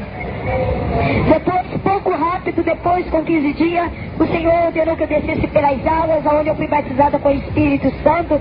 Pouco, tudo rápido. Depois, o Senhor me ordenou que eu fosse à casa dos meus pais. Com 15 dias, eu entrei numa batalha muito dura. Eu fui terminar a batalha que aquela irmã tinha parado de fazer. Aí, quando a irmã anunciou que eu tinha que ir à casa dos meus pais para falar de Jesus, e eu não sabia ir, ele pediu, o pastor pediu o Pedrinho que descobrisse o endereço dos meus pais e que ia me levar até a casa deles. O Pedrinho descobriu, trouxe o endereço, o pastor me botou dentro do carro, e quando nós chegamos lá na casa dos meus pais, era dia da sessão. Era domingo, 4 horas da manhã. E havia minha mãe, fazia anos que eu não via minha mãe. O centro espírita estava diferente, minha mãe tinha aumentado, porque tinha aumentado mais de média, tinha mais gente no centro, então tinha aumentado mais, estava tudo diferente. E coisa incrível que o Senhor, o pastor falou assim: Arina, você vai sem medo, porque há uma legião de anjos que está com você. E eu não tive medo. O pastor foi embora e me largou, mas o Senhor mandou que eu entrasse dentro de casa e que eu abrisse a porta e que eu esperasse meu pai. Mas como de costume, o meu pai sempre botava uma corrente e um cadeado na porta que levava para a sessão. Quando eu cheguei lá no cadeado, estava fechado e eu não podia entrar. E eu comecei a forçar e eu falei assim: como é que eu vou entrar? Eu não posso entrar. Aí a irmã vai até rir agora da minha incredulidade que eu falei na hora. Eu falei assim: mas o pastor disse que tinha uma legião de anjos. Eles que quiser que abre a porta para eu poder entrar, que eu não vou fazer força não. Foi isso que eu falei. Mas aí eu olhei e não vi a legião de anjos, eu falei assim: eles se quiser que abre para eu poder entrar. Mas eu acabei de fechar a boca, a corrente caiu no chão. Senhor, realmente eles estavam comigo mesmo, só que eu ainda não podia ver com os olhos da fé. A porta abriu, eu ainda olhei a corrente cair no chão, o cadeado abriu como se tivesse a chave entrado dentro do cadeado. A corrente abriu simplesmente, eu fechei a porta, eu creio, eu tenho certeza que ficou um bocado lá dentro comigo e um bocado ficou lá de fora. E eu fiquei sentada olhando tudo a minha casa de novo. Eu numa alegria, eu não sabia se minha mãe ia me conhecer, não sabia o que ia acontecer. E eu sentei no sofá, eu vi meus retratos, vi minhas bonecas, vi muitas coisas minhas ainda. Depois, primeira coisa que eu vi, a porta se abriu. A primeira pessoa que entrou foi o meu pai. Eu não aguentei, minha vontade era correr e abraçar meu pai. E o Senhor falou para mim, não faça tal coisa, porque ele ainda não é o seu pai que eu quero. Ele entrou dentro de casa com os penachos, era hora de trancar a rua no centro. Ele entrou com os penachos preto e vermelho na cabeça, uma capa vermelha pendurada, um charuto na boca, os colares preto e vermelho atravessados no pescoço, e entrou para pegar uma vela preta e branca para o trancar a rua. E o Senhor na minha vida para mim. Ele disse para mim, de que seita você é? Seu santo é mais forte do que o meu. Porque o meu não pode fazer isso comigo nunca. Eu disse, mas o meu é mais forte realmente do que o seu. Ele disse assim, peraí, você é de que umbanda? De que umbanda? De onde você é? Você é da magia negra? De onde que você é? Aí eu disse, eu não sou de nenhuma dessas linhas que você está falando. Eu estou falando que eu sou de Jesus. Aí ele disse assim, você é bíblia? Eu disse que não. Eu disse, você é crente? Eu disse que não. Ele disse, então o que você é? Eu disse, sou lavada e remida pelo sangue de Jesus. Ele disse assim, peraí menino, olha, eu vou te falar um negócio. É melhor, da mesma porta que você entrou, você sabe que tem uma irmã aí que tá com a marca hoje na cabeça e minha esposa bateu nela porque minha esposa detesta a Bíblia. Quer que eu te conte um caso? Que é? Eu disse, pode contar, mas eu acho que o senhor não vai contar não, porque ela dia da confusão aí da irmã, o senhor não tá nessa aí do completão. Ele disse, como é que você sabe? Eu disse, o que tá acontecendo? E eu perguntei assim, quem é o retrato? Eu sabia que era ele. Ele disse, mas a minha filha que morreu. Ele disse, sabe que morreu mesmo? Ele disse, morreu. Eu disse, como é que tu pode ficar com ela? E morreu, o resto dela tá enterrada ali na frente da nossa casa. E eu falo com ela toda sexta-feira, o espírito dela. Eu falo com ela toda sexta-feira, ela fica chamando a acender a vela para as almas dela. E vejo também ela dentro de um corpo dela. Aí ele ficou quieto, aí ele ficou tarado. Ele já ficou diferente. Eu disse, peraí, por que você está me dizendo isso? Eu disse, sua filha se chamava Alina Lírio das Neves. Eu disse, sua filha tinha 12 anos, quando saiu de casa, por uma doença assim, foi internada no hospital de Laranjeira, tal assim. Ele disse, horário de tal assim, do médico da família assim. Eu disse, eu disse assim, aí ele começou, peraí, você não é minha filha não, né? Eu disse, não sei, examina o senhor, será que sua filha tinha essa cicatriz? E fui tirando a minha roupa e fui mostrando ele. Ele disse, algo está falando pra mim lá dentro que você é minha filha. Eu disse, realmente, eu sou tua filha, que tanto você amou. Ele disse, hoje você tem 15 anos de idade. Eu disse, realmente, eu tenho 15 anos de idade. Ele disse, aonde você estava todo esse tempo? Eu disse, você não sabe entender. Eu disse, a sepultura, disse aos mortos, e eu ressuscitei outra vez, e Jesus te trouxe outra vez para ti. Ele disse, quer dizer, quem faz isso tudo é o Deus dos crentes? Eu disse, ele tem tamanho poder de ressuscitar os mortos para a vida eterna. Ele disse, então peraí, quer dizer que tudo isso que eu fiz, os cabritos, as galinhas, o sangue, todo o sacrifício foi tudo mentira? Eu disse, tudo é mentira. E aí, como é que tu me explica que eu vejo você dentro do copo d'água? Eu disse, é mentira também, que ele quer tua alma. Ele disse, aí como é que você me diz também que eu te vejo você incorporado no corpo e fala igualzinho tua voz? Ele disse, você não sabe que o diabo ele é burro? E quer tua alma? Eu disse, quer dizer que isso tudo é mentira do diabo? Eu disse, tanto que é mentira que eu tô aqui. Ele disse que eu estava no além, como é que eu tô aqui? Quer me apertar para ver se eu descarregar? Ele veio e me apertou. Eu disse, então realmente, você é minha filha. Aí ele veio e me abraçou. Eu disse, não, ainda não. Ele disse, então peraí que eu vou te abraçar. Quer dizer que tudo isso que eu estou falando é verdade, né? Eu disse, é verdade. Então eu posso fugir ao demônio. Ele voltou, ele enrolou a roupa e as guias que ele arrebentou, enrolou na roupa e chegou ali todo diferente. Eu perguntei, o que o senhor está fazendo? E quando ele voltou de paletó e gravata. Ele disse assim, crente não usa paletó? Eu quero ser crente. Aí ele aceitou Jesus. Aleluia. Ele aceitou Jesus. Aí foi na hora que nós se abraçamos, foi na hora que nós choramos, foi na hora que eu agradeci a Deus pelo contato com meu pai. E poucos minutos depois apareceu minha mãe. José, corre que está na hora dos homens de rua. Eu disse, Elza, olha a nossa filha Lina aqui. Ela está viva, Elza, é mentira. E minha mãe caiu no chão desmaiada. Aí quando ela voltou, ela disse, filha, você é crente? Agora eu sou, mãe. E o pai também é crente. Ela disse, eu também quero ser, assim que eu disse.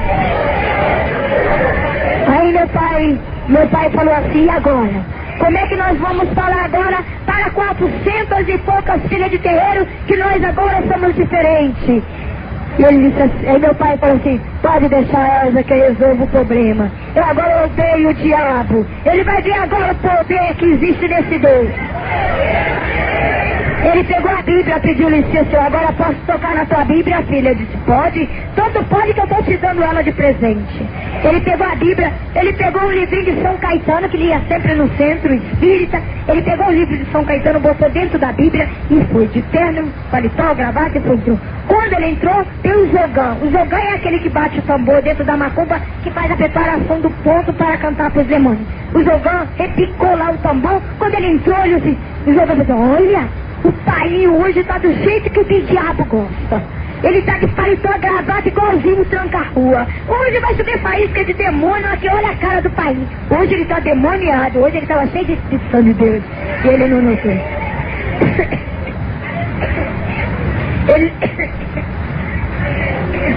Ele notou. Aí quando meu pai furou os tambores todinho com o dedo e disse assim, mandou as médias todinhas ficar de posição. E falou assim, atenção, hoje o Centro Espírita Pena Branca acabou e fechou. Aí os médicos falaram assim, ô pai, o senhor está ficando doido? O senhor está ficando doido? O senhor sabe que não pode fazer? E os artistas de televisão que vêm aqui, pai? O senhor está ficando demoniado? O demônio tomou sua mente? Ele disse, quem é meu amigo aí, levanta o braço. Aí todo mundo levantou o braço. Ele disse, então agora aquele que quiser ser meu amigo, aquele que quiser ser meu amigo, não sai mais aqui dessa porta, porque vai ter que ir lá dentro, que a Lina está viva. Tudo que o diabo falou aqui, tudo é mentira. Aí quando falou que eu estava viva, o centro de macumba ficou vazio. Foi lá ver. A única coisa que eu falei, aceita Jesus, que seu amado Salvador. Ele se querendo, levantava a mão e dobrava o joelho assim. Mas o terreno ficou branquinho. Das médias, 400 e poucas filhas de terreiro. Nenhuma arma se perdeu. Foi uma maior bênção.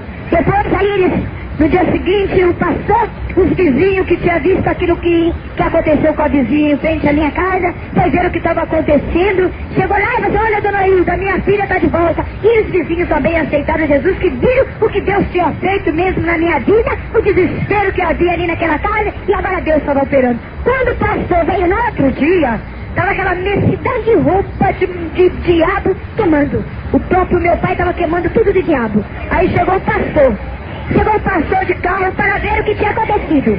E eu já estava cantando, ele estava cantando corinho com todos os médios do terreiro. Eu estava ensinando eles a cantar corinho. Quando eles chegaram, o fogo estava caindo de repente. O fogo estava caindo aí no meio dos médios. Depois, aí ele falou assim, aí depois os médios estavam cantando lá, eles cantavam ponta de macumba, e agora estava cantando fogo cai, o diabo não tem poder com o povo de Deus, e o fogo estava caindo, o pastor falou assim, Alina, você ganhou essa igreja todinha para Jesus? Eu disse, Senhor, Jesus tem poder. Depois aí o meu pai falou assim, eu apresentei o pastor para o meu pai, aí o meu pai estava de paletó e gravata, aí o pastor falou assim, tudo, o senhor já está parecendo um pastor? Aí ele disse, olha pastor, eu quero entregar o imóvel do Centro Espírita para o senhor, para derrubar essa casa de demônio e construir uma igreja aqui de crente. Meu pai destruiu tudo em pouco tempo, construiu a igreja. Teve que aumentar mais, porque essa média de 400 e poucas médias de terreiro encheu a igreja. Eu teve que aumentar mais. Depois a minha mãe estava lá comigo e minha mãe falou assim, Alina, eu não sei o que eu vou fazer, mas eu tenho que fazer algo agora que estou quente. E eu já sabia o que é. Eu disse, o que é, mãe? Vamos na casa da nossa vizinha de frente, a casa da irmã que foi pregar de Jesus, onde a Clara tinha batido. Aí ela foi na casa da vizinha, os filhos lá dela já estavam esperando todo mundo, tinha um grupo de irmãs. A irmã já estava esperando porque o senhor já tinha revelado que minha mãe ia lá. Nesse dia, quando nós batemos na porta, aí a irmã veio abrir a porta, Dona Elza, paz do Senhor. E ela disse assim, já falei, Dona Elza, que Jesus tem um plano na tua família, mas com todos os médios, Minha mãe abraçou com ela. Minha mãe pediu perdão a ela. E eu, como eu pulei da alegria, foi um dia de festa, e lá naquele quintal. Nós ficamos uma semana de festa. Uma semana de festa.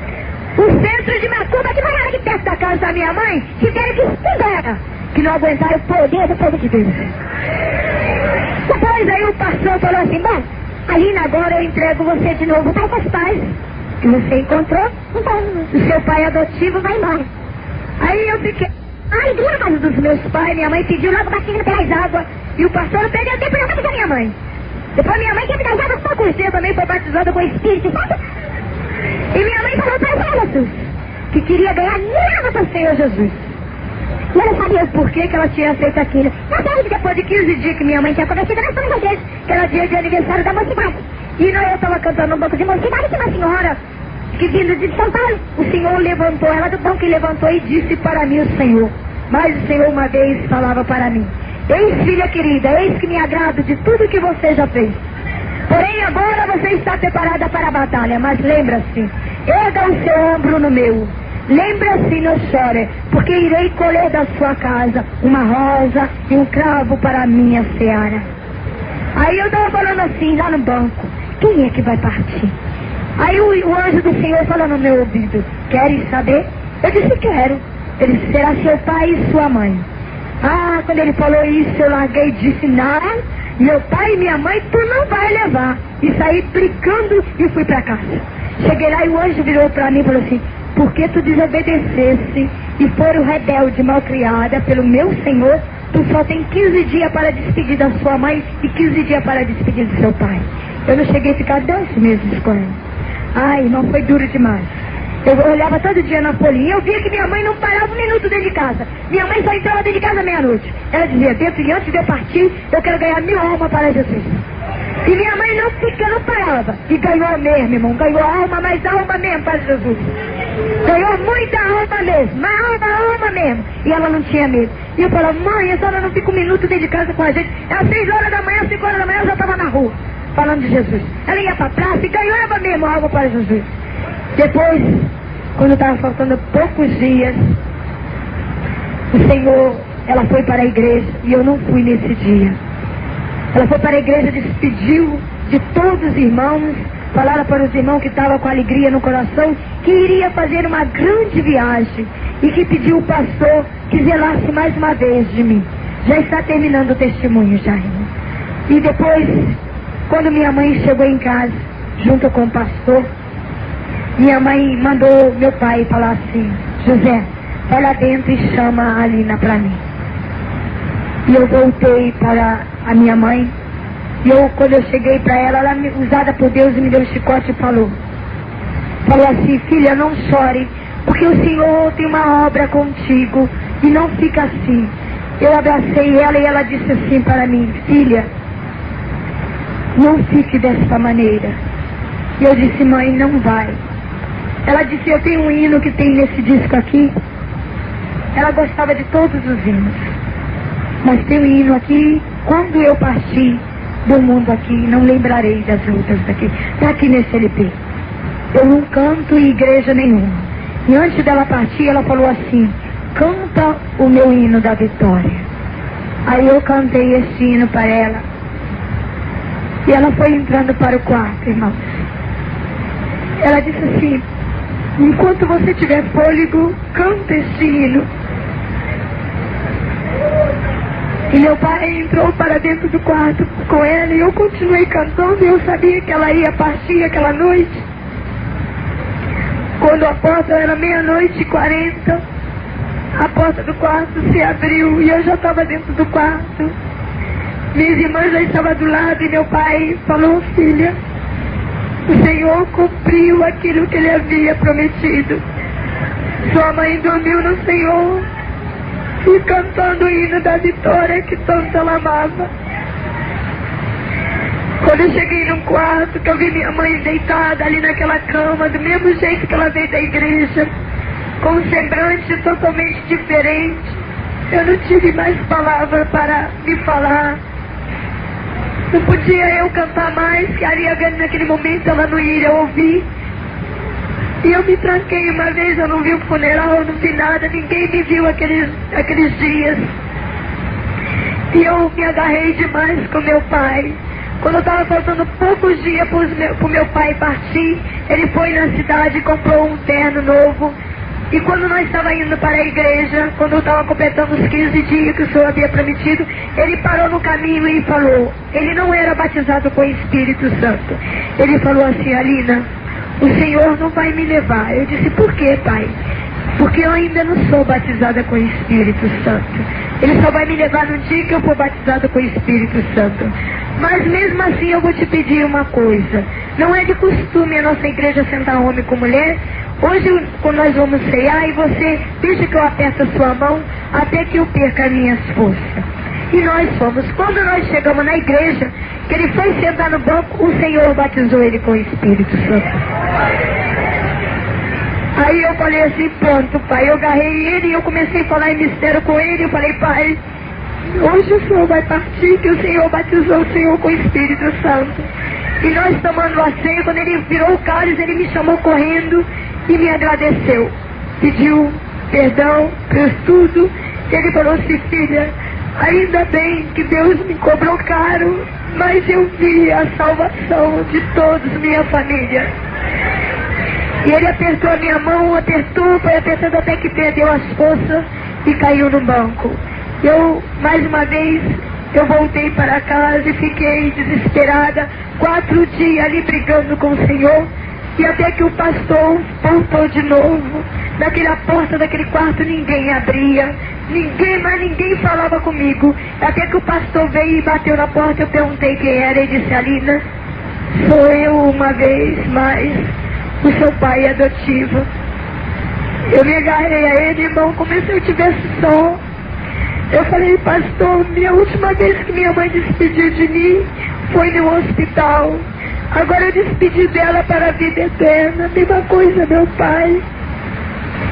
Ele disse assim: você não está só. Ele falou para mim: Alina, o Senhor mandou fazer 2 palavras para você. E você irá escolher agora o certo. Qual é o que você queria para o seu pai? Há uma rosa que ela fica vermelha, bonita, maloável e nunca cai as pétalas, está sempre viva e perfumosa. E há uma outra rosa que seca e destrói até o galho e não tem salvação. Qual é dessas rosas que você preferia para os seus pais? Eu disse: esta rosa que não perde o perfume. Ele disse: então esta rosa é tua mãe que está com o Senhor Jesus. Levante. Ele disse: o Senhor tem uma obra contigo. Vai pregar a palavra de Deus. Vai falar de Jesus, que o seu pai adotivo está ao seu lado. Eu saí daquela casa, eu não tive coragem. Eu fui uma das filhas, irmã, que sofri mais a morte da minha mãe, do meu pai, porque aos 12 anos de idade eu não tive contato com eles. Quando eu voltei a eles, eu estava mais com 15 anos de idade. No momento que eu mais precisei deles, eles não estavam do meu lado. E hoje, Cristo, hoje eu sou essa pessoa transformada que você vê aqui. Jesus preparou pastor Dídimo, que é o meu esposo. Esse servo de Deus, o Senhor preparou. Eu tenho 2 meses de casada. O Senhor me deu agora tudo que eu sou, é do Senhor Jesus. E tudo é do Senhor Jesus. Tudo hoje eu sou transformada pelo mistério de Deus.